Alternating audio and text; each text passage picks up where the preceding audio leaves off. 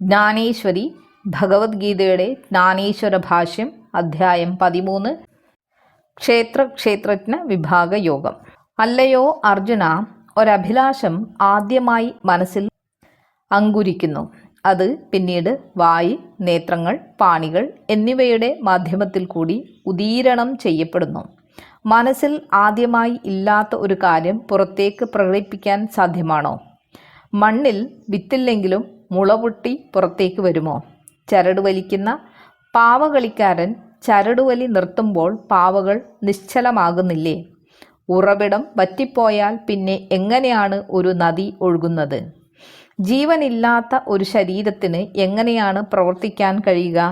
അതുപോലെ മനസ്സിൻ്റെ സാരവത്തായ പ്രവർത്തനം നിലയ്ക്കുമ്പോൾ ഇന്ദ്രിയങ്ങളുടെ പ്രവർത്തനവും നിലയ്ക്കുന്നു. ഇന്ദ്രിയങ്ങളുടെ എല്ലാ പ്രവൃത്തികളും മനസ്സിൽ നിന്നാണ് ഉടലെടുക്കുന്നത്. മനസ്സ് ഇന്ദ്രിയങ്ങളിൽ കൂടി പ്രവർത്തിക്കുന്നു.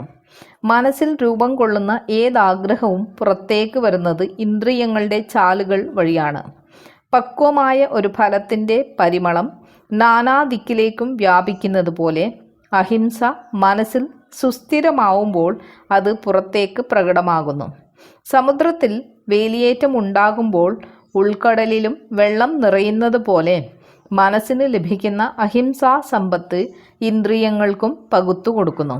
ഒരധ്യാപകൻ എഴുതാൻ പഠിപ്പിക്കുമ്പോൾ തൻ്റെ ശിഷ്യൻ്റെ വിരൽ പിടിച്ച് അക്ഷരങ്ങൾ എഴുതിക്കുന്നു. യഥാർത്ഥത്തിൽ അധ്യാപകൻ തന്നെയല്ലേ ശിഷ്യനിൽ കൂടി എഴുതുന്നത്? അതുപോലെ മനസ്സ് അതിൻ്റെ കാരുണ്യം ഇന്ദ്രിയങ്ങളിലേക്ക് പകരുകയും അവയെക്കൊണ്ട് അഹിംസ നടപ്പാക്കുകയും ചെയ്യുന്നു. ഇന്ദ്രിയങ്ങളുടെ പ്രവർത്തനഗതി നിർണയിക്കുന്നത് മനസ്സാണ്. മനസാ വാചാ കർമ്മണ ഹിംസ ഉപേക്ഷിച്ച ഒരുവൻ ജ്ഞാനത്തിൻ്റെ ഭണ്ഡാകാരമാണ്. അല്ല, അവൻ ജ്ഞാനത്തിൻ്റെ അവതാരം തന്നെയാണ്. പുറമെ ധാരാളം കേട്ടിട്ടുള്ളതും ശാസ്ത്രങ്ങളിൽ പ്രതിപാദിച്ചിട്ടുള്ളതുമായ അഹിംസ നേരിൽ കാണണമെന്ന് ആഗ്രഹിക്കുന്നവർ ഇപ്രകാരമുള്ള ഒരുവനെ കണ്ടാൽ മാത്രം മതിയാകുന്നതാണ്. അർജുന, അഹിംസയെപ്പറ്റി ഇതിൽ കൂടുതൽ എന്താണ് പറയേണ്ടത്? ജ്ഞാനദേവൻ പറയുകയാണ്, അഹിംസയെപ്പറ്റി ഭഗവാൻ പറഞ്ഞ കാര്യങ്ങൾ ഇതിനേക്കാൾ ചുരുക്കി പറയാമായിരുന്നു. ഇത്രയും ദീർഘമായി പറഞ്ഞതിന് എന്നോട് ക്ഷമിക്കണം. ശാദ്വല പ്രദേശത്ത് മേയുന്ന പശു മടങ്ങാൻ മടിക്കുന്നത് പോലെയോ, കാറ്റിനോടൊപ്പം പറക്കുന്ന പക്ഷി തുടർന്ന് പറക്കാൻ ഇഷ്ടപ്പെടുന്നത് പോലെയോ അഹിംസാ വിഷയത്തെപ്പറ്റി എനിക്കുള്ള താല്പര്യം കൊണ്ടാണ് ഞാൻ ഇപ്രകാരം അനിയന്ത്രിതമായി സംസാരിച്ചതെന്ന് നിങ്ങൾക്ക് തോന്നിയേക്കാം. എന്നാൽ മഹാത്മാക്കളെ, കാര്യം അങ്ങനെയല്ല. ഇത്രത്തോളം വിശദീകരിച്ചതിന് പ്രത്യേക കാരണമുണ്ട്. അഹിംസ വെറും 3 അക്ഷരമുള്ള ഒരു വാക്കാണ്. അതിൻ്റെ തത്വം വളരെ ചുരുക്കമായി പ്രതിപാദിക്കാം. എന്നാൽ അതേപ്പറ്റിയുള്ള തെറ്റായ ധാരണ ഖണ്ഡിച്ചെങ്കിൽ മാത്രമേ ശുദ്ധമായ അഹിംസ എന്താണെന്ന് വ്യക്തമായ ബോധം ഉണ്ടാവുകയുള്ളൂ. രത്നവ്യാപാരികളുടെ ഗ്രാമത്തിൽ സാളഗ്രാമം, അതായത് ഗണ്ഡകി നദിയിൽ നിന്ന് ലഭിക്കുന്ന വിഷ്ണുവിൻ്റെ പ്രതിമയാണെന്ന് സങ്കല്പിച്ച് വൈഷ്ണവർ പൂജിക്കുന്ന കല്ല് വിൽക്കാൻ കഴിയും. എന്നാൽ എത്ര പ്രശംസിച്ചാലും ഒരു സ്ഫടികക്കല്ല് എങ്ങനെയാണ് വിൽക്കുക? കർപ്പൂരത്തിൻ്റെ സൗരഭ്യം അറിയാവുന്നവരുടെ ഇടയിൽ വെളുത്ത ഗോതമ്പ് മാവ് കർപ്പൂരമാണെന്ന് തെറ്റിദ്ധരിപ്പിച്ച് വിൽക്കാൻ കഴിയുമോ? അതുപോലെ അഹിംസാ സിദ്ധാന്തത്തെപ്പറ്റി പൊതുവായും പ്രത്യേകമായുമുള്ള ഭിന്നാഭിപ്രായങ്ങൾ വിശദീകരിക്കാതെ എൻ്റെ അഭിപ്രായങ്ങൾ മാത്രം പ്രകടിപ്പിച്ചാൽ അത് എത്രത്തോളം വാക്പാടവം നിറഞ്ഞതാണെങ്കിലും നിങ്ങളുടെ മനസ്സിലുണ്ടാകുന്ന സംശയങ്ങളെ ദൂരീകരിക്കുകയില്ല. പായൽ മൂടിയ ജലത്തെ അരയന്നം അവഗണിക്കുന്നത് പോലെ നിങ്ങളും എൻ്റെ പ്രഭാഷണത്തെ അവഗണിച്ചു എന്ന് വരാം. അതിന് ഇടയാക്കാതിരിക്കാൻ ഞാൻ വിഷയത്തിൽ നിന്ന് വ്യതിചലിച്ച് കൂടുതൽ സമയം ചെലവഴിച്ചതാണ്. ആഹാരത്തിനുള്ള അരിയിൽ കിടക്കുന്ന മണൽത്തരികൾ വകതിരിച്ചെടുത്ത് കളയാൻ ചെലവഴിക്കുന്ന സമയം വ്യർത്ഥമാണെന്ന് പറയാൻ കഴിയുമോ? വഴിയിൽ കൊള്ളക്കാരാൽ തടയപ്പെടുന്ന ബാലൻ അവരിൽ നിന്ന് രക്ഷപ്പെടാൻ സമയമെടുത്തുകൊണ്ട് വീട്ടിലെത്താൻ വൈകിയാൽ അതിന് അവൻ്റെ അമ്മ അവനെ കുറ്റപ്പെടുത്തുമോ? ചന്ദ്രനിൽ നിന്ന് നേരിട്ടല്ലാതെ മേഘങ്ങൾക്കിടയിൽ കൂടി വരുന്ന ചന്ദ്രകിരണങ്ങൾക്ക് വേണ്ടി ചകോരം അതിൻ്റെ ചുണ്ടുകൾ വിടർത്താറില്ല. അതുപോലെ അഹിംസയെപ്പറ്റിയുള്ള എൻ്റെ വിശദീകരണവും വ്യാഖ്യാനവും പൂർണ്ണവും കുറ്റമറ്റതുമല്ലെങ്കിൽ നിങ്ങൾക്ക് അതിൽ സംശയമുണ്ടാകും. എൻ്റെ അർത്ഥബോധനത്തിൽ നിങ്ങൾ അസന്തുഷ്ടരാകും. നിങ്ങൾ എന്നോട് കലഹിക്കും. തുടർന്നുള്ള എൻ്റെ ഗീതാ പ്രഭാഷണം കേൾക്കാൻ നിങ്ങൾക്ക് ആഗ്രഹമില്ലാതാകും. ആകയാൽ ഇതേപ്പറ്റി ഇത്രയും ദീർഘമായി സംസാരിച്ചത് നിങ്ങളെ തൃപ്തിപ്പെടുത്തുന്നതിനും നിങ്ങളുടെ അനുഗ്രഹവും ആനുകൂല്യവും ലഭിക്കുന്നതിനുമാണ്. ഗീത എനിക്ക് പ്രാണനാണ്. ഗീതയെപ്പറ്റി കേൾക്കുന്നതിനുള്ള നിങ്ങളുടെ അഭിലാഷം എനിക്ക് നല്ലതുപോലെ അറിയാം. ഗീതോപദേശങ്ങൾ ഗ്രഹിക്കുന്നതിന് നിങ്ങൾ എന്തും സഹിക്കാൻ തയ്യാറാകണം. പ്രത്യുത മോക്ഷത്തിൻ്റെ മാർഗങ്ങൾ അവഗണിച്ച് ലൗകിക സുഖങ്ങളിൽ മുഴുകുന്നതിനാണ് നിങ്ങൾ ആഗ്രഹിക്കുന്നതെങ്കിൽ ഗീതയും ഞാനും ഒരുപോലെ വ്യർത്ഥമായി തീരും.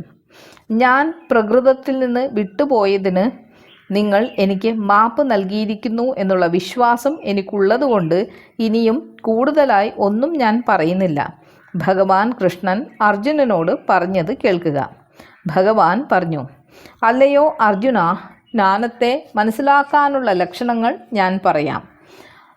അസഹിഷ്ണുതയില്ലാതെ സഹനശക്തി പ്രകടിപ്പിക്കുന്ന ഒരു വ്യക്തിയിൽ നിനക്ക് ജ്ഞാനത്തെ ദർശിക്കാം. ആഴമേറിയ ഒരു കുളത്തിൻ്റെ ജലപ്പരപ്പിൽ കാണുന്ന താമര പോലെയോ ഭാഗ്യവാനായ ഒരു ഗൃഹസ്ഥൻ്റെ ഗൃഹത്തിൽ കാണുന്ന സമ്പത്ത് പോലെയോ ആണവൻ. ക്ഷമയുള്ള ഒരുവനിൽ കാണുന്ന ലക്ഷണങ്ങളെ ഞാൻ വ്യക്തമായി പറയാം. തനിക്കിഷ്ടമുള്ള ആഭരണങ്ങളും വസ്ത്രങ്ങളും അണിയുന്ന ഒരുവനെ പോലെ ഞാൻ സഹിഷ്ണുതയോടെ എല്ലാം ചുമക്കുന്നു. എന്ത് കഷ്ടപ്പാടുകളുണ്ടായാലും അവൻ അത് സാരമാക്കുകയില്ല. ആപേക്ഷിതമോ അനപേക്ഷിതമോ ആയ എന്ത് ലഭിച്ചാലും അവനത് സ്വീകരിക്കുന്നു. മാനാപമാനത്തെ സമചിത്തതയോടെ നേരിടുന്നു. സുഖവും ദുഃഖവും അവന് ഒരേ മാതിരിയാണ്. സ്തുതിയും നിന്ദയും അവനെ ബാധിക്കുകയില്ല. ചൂടുകൊണ്ട് വരളുകയോ കുളിരുകൊണ്ട് കിടുകിടുക്കുകയോ ചെയ്യുന്നില്ല. യാതൊന്നും അവനെ ഭീഷണിപ്പെടുത്തുകയില്ല. തൻ്റെ ശൃംഗങ്ങളുടെ ഭാരം മഹാമേരു പർവ്വതം അനുഭവിക്കാത്തതുപോലെ തൻ്റെ തേറ്റയിൽ പൊക്കി നിർത്തിയിരിക്കുന്ന ഭൂമിയുടെ ഭാരം വരാഹം അനുഭവിക്കാത്തതുപോലെ സർവ ചരാചരങ്ങളുടെയും ഭാരം ഭൂമിക്ക് ഭാരമായി തോന്നാത്തതുപോലെ സുഖദുഃഖാദി ദ്വന്ദ്ഭാവങ്ങളുടെ സമ്മർദ്ദം അവനെ പീഡിപ്പിക്കുകയില്ല. സാഗരത്തിലേക്ക് ഒഴുകി വരുന്ന ചെറുതും വലുതുമായ എല്ലാ നദികളിലെയും ജലം ഉൾക്കൊള്ളാൻ സാഗരത്തിന് കഴിയുന്നത് പോലെ സമചിത്തതയോടെ അവന് പേറാൻ കഴിയാത്തതായി ഒന്നുമില്ല.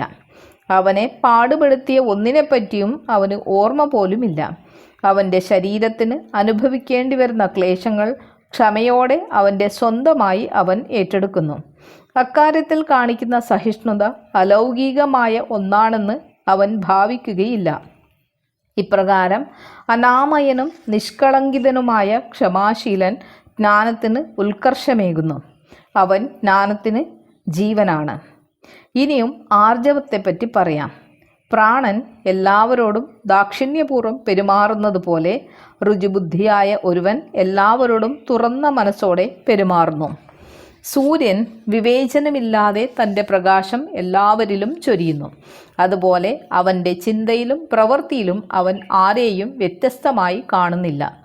ലോകം മുഴുവനും അവന് സുപരിചിതമാണെന്നും എല്ലാ വ്യക്തികളും അവൻ്റെ സുഹൃത്തുക്കളാണെന്നും അവൻ കരുതുന്നു. അവനെന്നോ മറ്റുള്ളവരെന്നോ ഉള്ള ചിന്ത അവന് അശേഷമില്ല. വെള്ളം ഏതിലും കലർന്ന് ഏകീകൃതമാകുന്നത് പോലെ അവൻ എല്ലാവരുമായും ഒത്തുചേരുന്നു. അവൻ്റെ മനസ്സ് ഒരുവനോടും ഒരു കാര്യത്തിലും എതിർക്കുകയില്ല. വേഗത്തിൽ ചലിക്കുന്ന വായു പോലെ അവൻ്റെ മനസ്സ് അവക്രമമാണ്. അവൻ ആശയിൽ നിന്നും ആശങ്കയിൽ നിന്നും മുക്തനാണ്. ഒരു ശിശു തൻ്റെ മാതാവിൻ്റെ സന്നിധിയിലെത്താൻ ലജ്ജിക്കാത്തതുപോലെ അവൻ അവൻ്റെ മനസ്സ് നിസ്സങ്കോചം എല്ലാവരെയും തുറന്നു കാണിക്കുന്നു. ഒരു താമരപ്പൂവ് വിടർന്നു കഴിഞ്ഞാൽ പിന്നീട് അതിൻ്റെ ഒരു ഭാഗവും മറയ്ക്കപ്പെടുന്നില്ല. അതുപോലെ എല്ലായ്പ്പോഴും തുറന്നു വച്ചിരിക്കുന്ന അവൻ്റെ മനസ്സിൽ ഒന്നും ഒളിച്ചു വെക്കാൻ അവന് സാധ്യമല്ല. അന്യൂനമായ ഒരു രത്നത്തിൻ്റെ ഒളി എല്ലായിടത്തേക്കും വീശുന്നത് പോലെ പവിത്രമായ അവൻ്റെ മനസ്സിൽ നിന്ന് പരിശുദ്ധമായ കർമ്മങ്ങൾ നിരന്തരം നിർഗമിക്കുന്നു. ആത്മാനുഭവം സിദ്ധിച്ച അവൻ സദാ സംതൃപ്തനാണ്. അവന് മുൻകൂട്ടി തയ്യാറാക്കേണ്ടതായിട്ടോ ഭാവി പ്രവർത്തനങ്ങളെക്കുറിച്ച് തീരുമാനിക്കേണ്ടതായിട്ടോ ഒന്നുമില്ല.